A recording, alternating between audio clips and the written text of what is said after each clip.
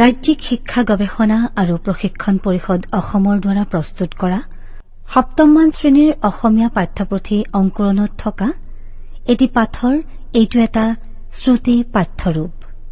শ্ৰুতি পাঠ্যৰ বাবে মূল পাঠটিত থকা ক্ৰিয়াকলাপ, অনুশীলন আৰু নিৰ্দেশনা ইত্যাদিৰ আংশিক ৰূপান্তৰ কৰা হৈছে যাতে পাঠটিয়ে শ্ৰাব্য ৰূপ ল'ব পাৰে।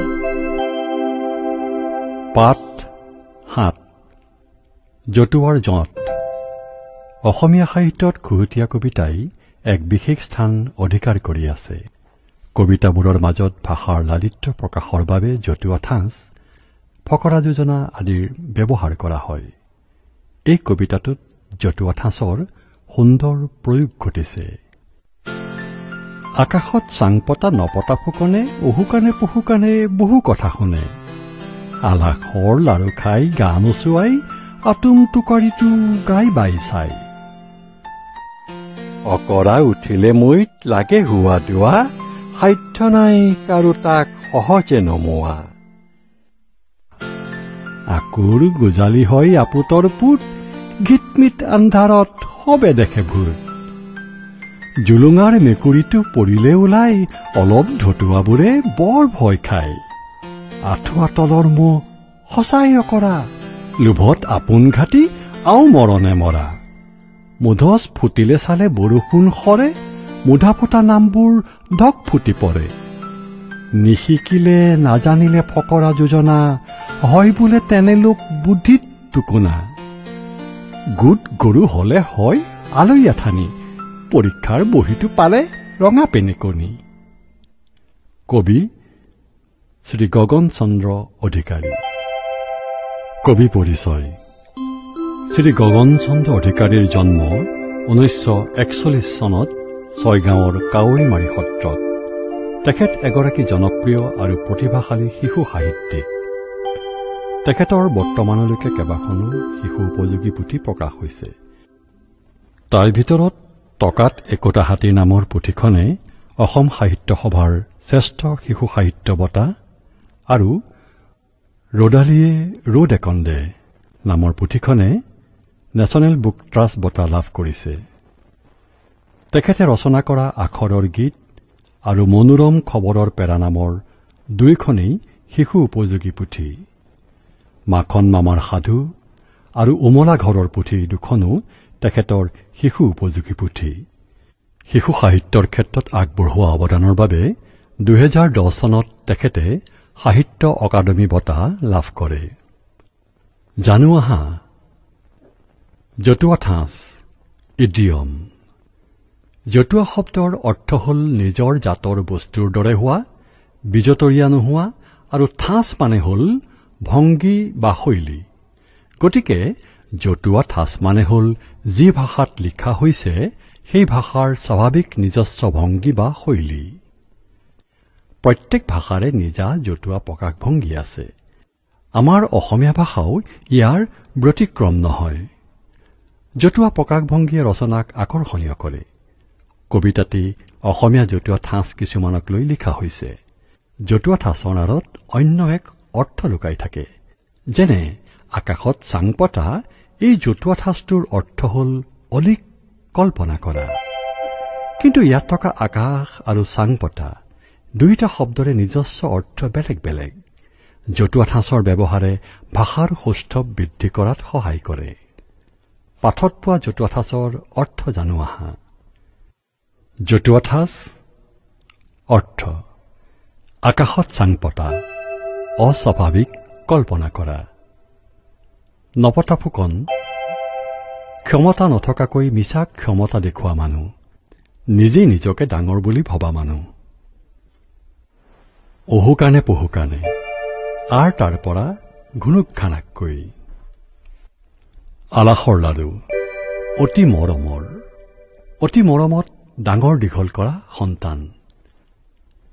গা নোচোৱাই ফুৰা, কাম নকৰি ধুন মাৰি ঘূৰি ফুৰা। আতুম টোকাৰি অলপ ধন বা বস্তুৰেই টাকি টুকি কাম কৰা, টানি টুনি খৰচ ভগন কৰা, সুশৃংখল পৰিপাটি। গাই বাইছা সকলো প্ৰকাৰে চেষ্টা কৰিছা। অকৰা মৈত উঠা, মিছাতে কোনো কামত ধৰি তাক এৰিব নোখোজা, হোৱা দোৱা, কোনো আকস্মিক দুৰ্যোগত হোৱা গণ্ডগোল, আকুৰ গোজালি, ভাল বেয়া নামানি কোনো কামত বা কোনো কথাত জেদ লাগি থকা, আপুতৰ পুত, অতি আদৰৰ, গিতমিত, বৰ বেছি আন্ধাৰ, ঘোৰ আন্ধাৰ, জুলুঙাৰ মেকুৰী, লুকুৱাব খোজা, ওলাই পৰা, অলপ ধুতুৱা, হাঁহ নথকা ভয়াতুৰ, আঁঠুৱা তলৰ মৌ, সমূলি পৰৰ অধীন, আপোন ঘাটি, নিজক নিজে মৰা, নিজৰ বিপদ নিজে চপাই লোৱা, আও মৰণ, অস্বাভাৱিক মৰণ, বৰ কষ্টযুক্ত মৰণ, মুধা ফুটা,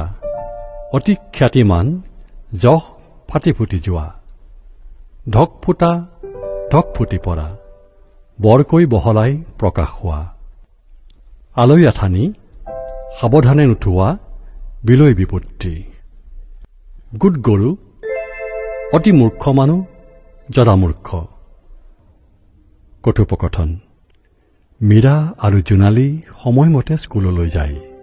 তেওঁলোকৰ ঘৰৰ পৰা স্কুলখন কিছু দূৰৈত হোৱা কাৰণে দুয়োজনী সদায় একেলগে স্কুললৈ অহা যোৱা কৰে। মীৰা আৰু জোনালী স্কুললৈ গৈ থাকোঁতে এদিনাখনৰ কথা। কাণ সমনীয়া ৰবীন তৰা নৰা ছিঙি সিহঁতৰ আগত ওলালহি আৰু কলে, ৰবীন, শুনিছানে মীৰা, বৰ দুখৰ কথা, কণিকাৰ দেউতাক ঢুকাল। মীৰা, তাৰমানে তেখেতে চিৰকালৰ বাবে চকু মুদিলে। সিহঁতৰ এতিয়া বৰ আলৈ আথানি হব। জোনালী, কণিকাজনীলৈ বৰ বেয়া লাগে, তাই দেউতাকৰ অতি আলাসৰ লাৰু আছিল। ৰবীন, কণিকাৰ দেউতাক বৰ ভাল মানুহ আছিল। মানুহজন যথেষ্ট হাত দীঘলো আছিল। সকলোৱে তেখেতক সমীহ কৰিছিল। জোনালী, আমাৰ দেউতাই কয় নহয়, তেখেত হেনো এজন নাম জ্বলা লোক আছিল। কাইলৈ দেওবাৰ, আমি সকলো কণিকাহঁতৰ ঘৰলৈ খবৰ ল'বলৈ যাম। এইবুলি ৰবীন, মীৰা আৰু জোনালীয়ে বিদ্যালয়লৈ বুলি বাট ললে। সংলাপখিনিত কাণ সমনীয়া, সমবয়সীয়া, চকুমুদা, মৃত্যু হোৱা, হাত দীঘল, ক্ষমতাশালী, নাম জ্বলা, বিখ্যাত আদি শব্দবোৰ পাইছা। হাত শব্দৰ লগত দীঘল শব্দটো লগ লাগি হাত দীঘল এটি নতুন শব্দ গঠিত হৈছে। ঠিক তেনেদৰে হাত সাৰ, মুক্ত হোৱা, হাত টান, কৃপণ, হাত লৰ, চোৰ, হাত ধু, আশা এৰ, হাড়ে চালে লাগ, লেৰেলা, হাড়ক মাটি কৰ, কঠিন পৰিশ্ৰম কৰা আদি শব্দবোৰো আমাৰ ভাষাত পোৱা যায়। 11 তৰা নৰা ছিঙি আলৈ আথানি বাট ললে, আলাসৰ লাড়ু, এই জতুৱা ঠাঁচকেইটা ব্যৱহাৰ কৰি এটা দফা প্ৰস্তুত কৰা। জানো আহা, নিশিকিলে নাজানিলে ফকৰা যোজনা, হয় বোলে তেনেলোক বুদ্ধিত টুকুনা। কবিতা দুষাৰীৰ জৰিয়তে তোমালোকে জানিব পাৰিছা যে ফকৰা যোজনা নাজানিলে বুদ্ধিত টুকুনা হয়। কাৰণ ফকৰা যোজনাৰ সুকীয়া অন্তৰ্নিহিত অৰ্থৰ সহায়ত বহু কথা কব পাৰি। এই কথাখিনিৰ পৰা ফকৰা যোজনানো কি সেই সম্পৰ্কে জানি লোৱা।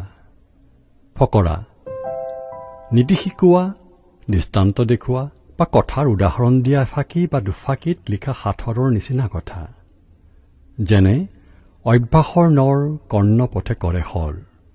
যোজনা এটা কথা বুজাবৰ নিমিত্তে আন এটা কথাৰ লগত তাক মিলাই বা তুলনা কৰি কোৱা কথা।